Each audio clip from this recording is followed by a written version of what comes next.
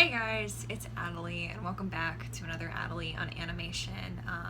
Right now, we're sort of in the midst of a studio focus, that studio being Studio Ghibli, and that focus is largely regarded on films that I consider lesser known films from the studio. So we're not looking at things like Howl's Moving Castle or Spirited Away because I feel like those have been touched on a lot and analyzed a lot. Instead, we're looking at some of the less popular works, typically works that are produced and created and helmed by directors that are not the two sort of standard directors, those being Takahata and Miyazaki. So in our first installment, we looked at The Cat's Return, which to me is probably one of the major films from the studio that I consider to be totally overlooked. It has a really unique style that's so different from a lot of the other studio films. It's not a recent film, so it doesn't sort of stand out in the fact that it's just sort of something that's more modern. And today, instead of focusing on The Cat's Return, since we've already done that in our first episode, we're going to be focusing on The Cat's Return's predecessor, or maybe even a prequel of sorts, if you'll stick with me there. And that film is Whisper of the Heart. It's the 8th film from the studio, and it's also the first film from the studio that was directed by someone other than Hayao Miyazaki or Takahata, which is interesting since I sort of mentioned a lot of the sort of passed up films, in my personal opinion, are ones that are done by directors outside of those two living giants. So just to sort of get us off before I start getting into like a deep dive of like motifs and sort of themes and how I sort of see Whisper of the Heart fitting into the major Studio Ghibli canon, if you will. I'm just sort of gonna fire off some quick facts that you may or may not know about the film, ones that I, in doing some research on it, honestly didn't know. This is, to be honest, a favorite film of mine from the studio. It's for a lot of like reminiscent reasons. Like there's a lot of characters that I can identify with and their situations and sort of their emotional feelings, but you know, we'll get there in a second. But first, some facts. Whisper of the Heart was released in Japan in 1995, and it's based off of the 1989 manga of the same name. Like I said, it's the first film to not be directed by either Takahata or Miyazaki, which is really interesting. It's directed by Yoshifumi Kondo, who stepped into the director chair there. And what's really interesting, and also a little bit sad too, is that this is the one and only directorial role that Kondo had. He was actually anticipated to sort of take over Studio Ghibli as a creative mind and director, writer, etc. Following Hayao Miyazaki and Takahata's leave from the studio. Unfortunately, that didn't happen due to Kondo's death in 1998. What's interesting though, despite the different director, is that Whisper of the Heart was actually written by Miyazaki, which to me I think lends a lot of gravitas as well as just sort of general characterization that feels in vein with other Miyazaki films, and we can get into that in a little bit. My favorite aspect of this film, honestly, is its characters, and I think if you don't like the characters, this film isn't going to be for you, because it's so reliant on characterization and just sort of the characters moving the story, what little there is, honestly. To me, there's not a huge amount of plot or conflict going on here. It's a lot of just characters chasing after their motivations and their personal goals and dreams, which is admirable and feels to me a lot like a lot of popular young adult fiction right now, sort of in the vein of John Green, Maureen Johnson, etc. So the characters, they're just so fascinating and so endearing. They're, for the most part, I feel like pretty fleshed out and very realistic in terms of how they're developed and how they sort of express their dreams and their doubts for the future. And I don't know, maybe because I have constantly been in sort of a state of flux, be it from in middle school and high school to even now as a soon-to-graduate senior in college.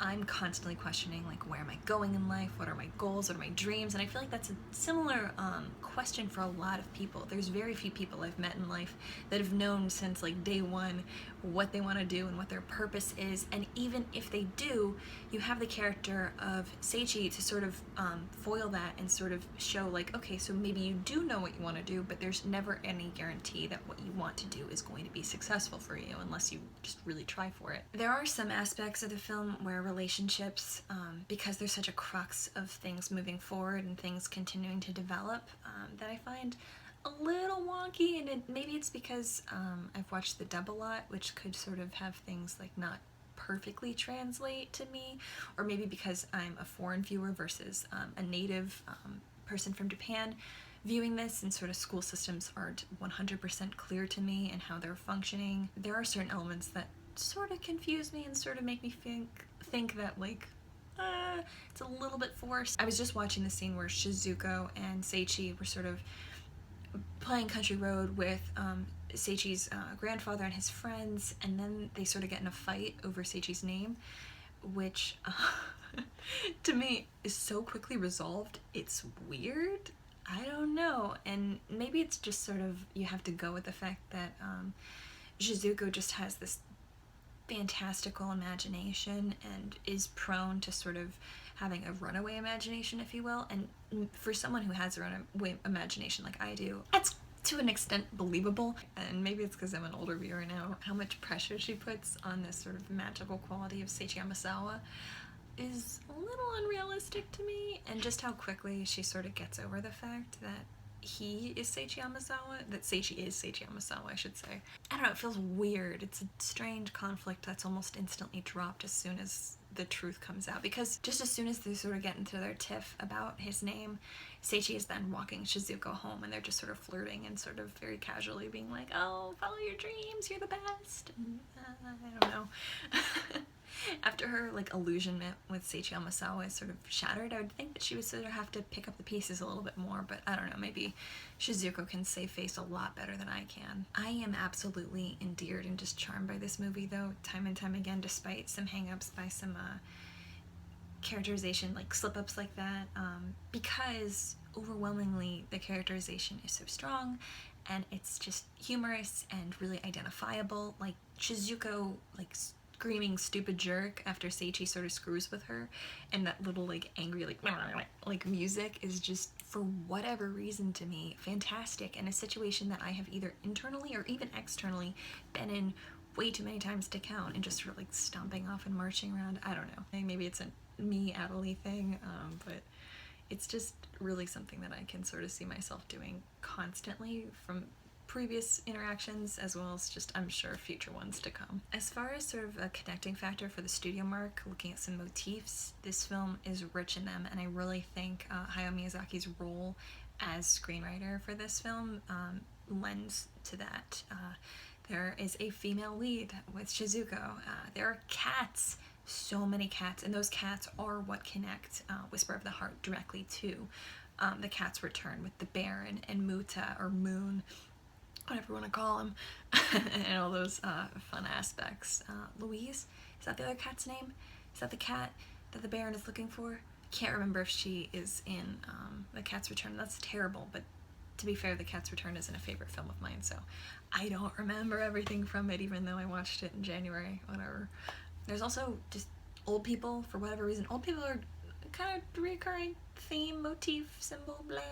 Sort of the wise old person who's nice and guiding and sort of builds confidence. We definitely have that with Seiichi's grandfather. Boutiques, Seiichi's grandfather's boutique and its weird hours and Muta hanging around it, that is definitely one. It honestly reminds me a bit of Sophie from Howl's Moving Castle and her sort of starting out area in the hat shop, which is, I don't know, maybe some similarity there on purpose. A misunderstood male character is also pretty typical. Again, another sort of ripple from Howl's Moving Castle, as well as Spirited Away with Haku and Howl in Seiichi, I would say. Although Seiichi sort of resolves himself pretty quickly. It's about middle of the movie where you sort of see his true colors, I would say, and sort of more of what his dreams are, and he's not quite total douchebag who keeps making fun of Shizuko. Some secret and hidden places, again going back to the boutique, as well as just other places that Shizuko and Seiichi sort of find together, them sort of standing on the hilltops. There's a lot of hills in this movie, which is interesting.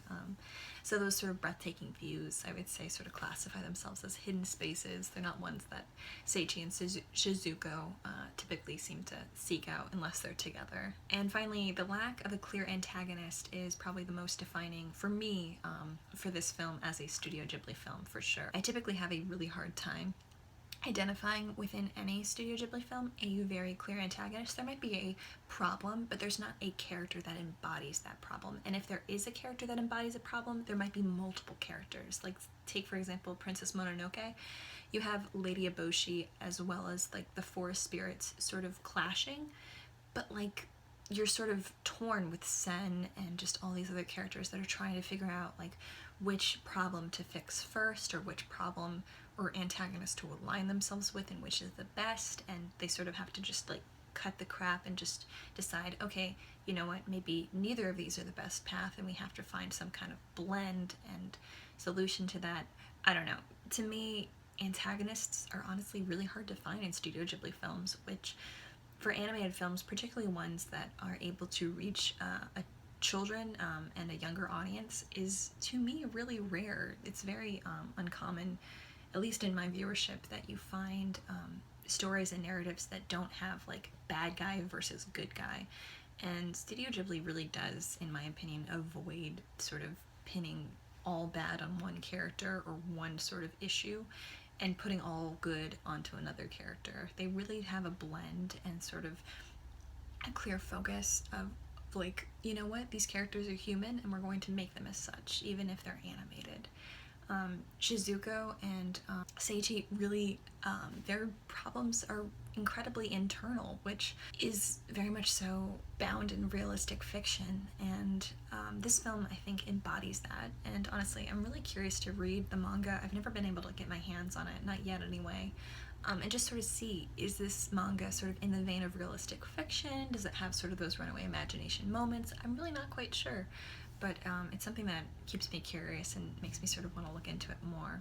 So, what did you guys think of Whisper of the Heart? Do you really enjoy the fact that a lot of the problems and conflicts within the film are internal, or problems that characters sort of overthink or overwork, and then when they're spoken out loud sort of seem a little silly?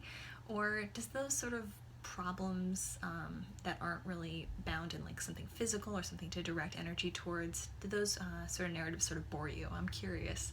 What are some of your favorite moments from this? I know mine is the stupid jerk scenes and sort of that like robotic sounding music. I've been trying to find it for like weeks and I just cannot find that track, which is so frustrating. I'm thinking maybe it's off the soundtrack because it's so short, but I would love, love, love to find it. If someone can find it for me, please link it in the comments below. So, the next film that I'm wanting to watch is again sort of in the vein of realistic fiction, if we're gonna go there. And as always, it's another sort of, in my opinion, passed up Studio Ghibli film.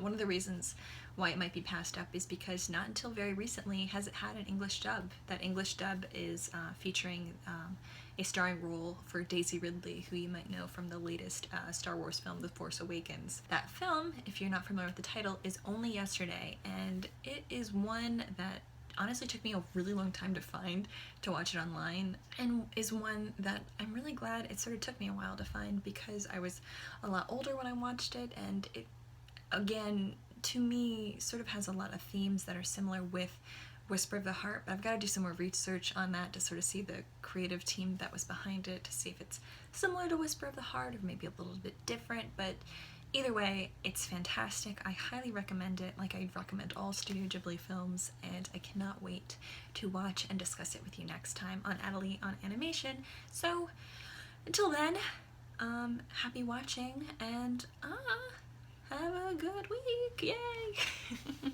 Bye, guys.